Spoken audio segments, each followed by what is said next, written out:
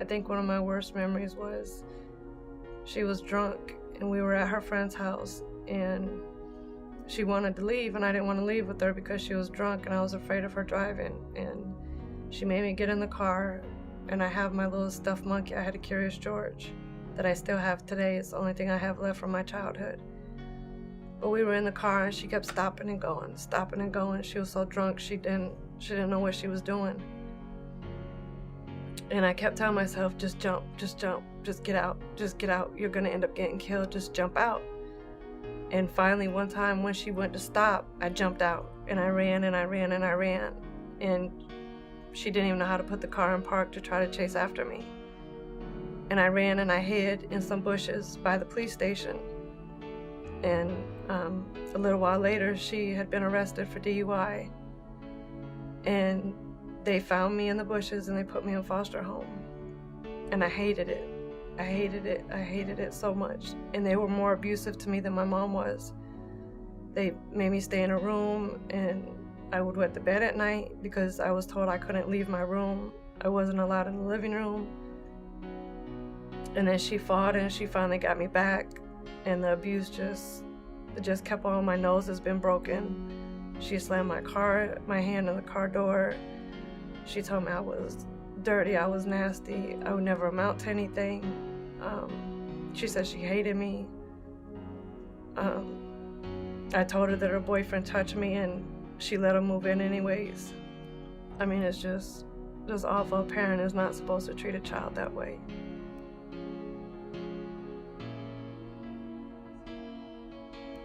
I don't remember ever having a Christmas tree. I don't remember having furniture.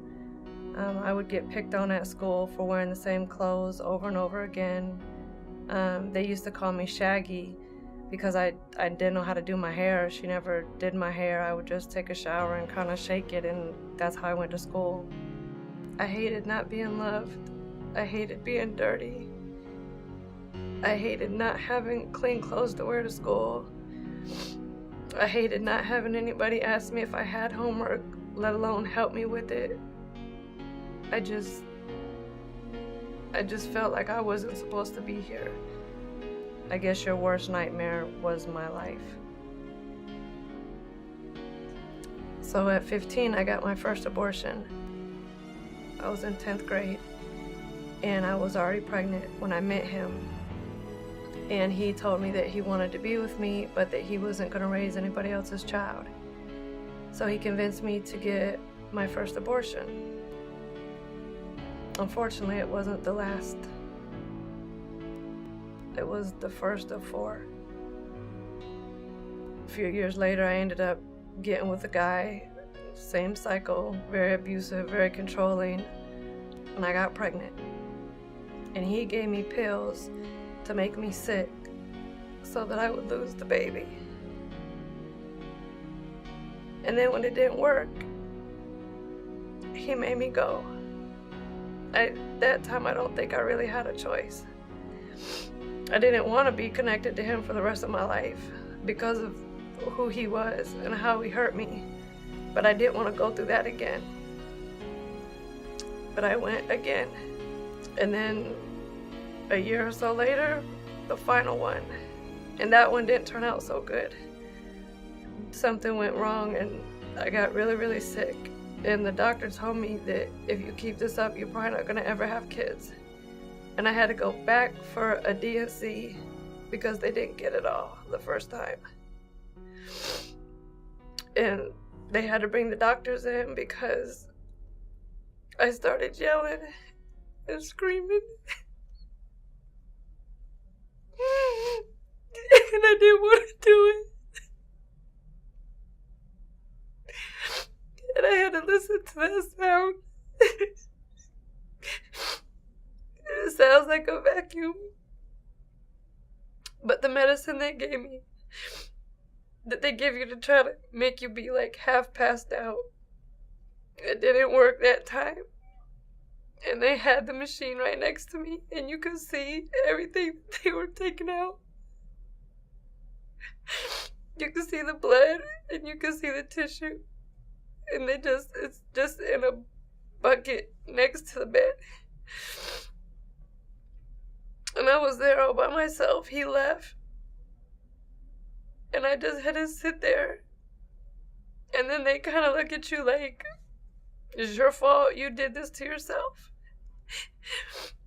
They don't try to hug you and make you feel better. They don't tell you it's okay.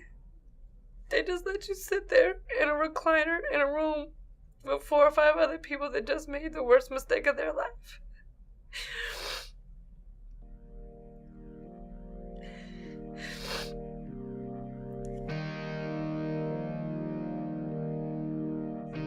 There's things that we go through, people that hurt us, things we don't understand, but it's for a purpose.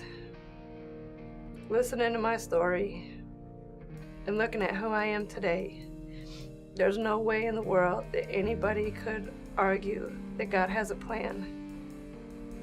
I went through what I went through so that I could help other abused women, so that I could nurture a young girl who's had abortions, so that I could understand less fortunate, so that I could love unconditionally. And through God's love, I've been able to forgive my mom, my dad, the men in my life, myself. And through my struggles and my pain, I'm the light of my family. So when things are hard and you don't understand, don't get upset with God. He thought enough of you to take you through what you're going through so that He can use you for His kingdom one day.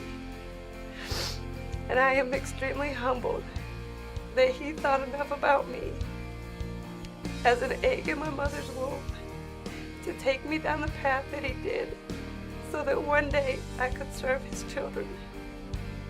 So please just trust God, love Him, and understand He has a plan for all of us. He created us to love Him and to love and serve His children.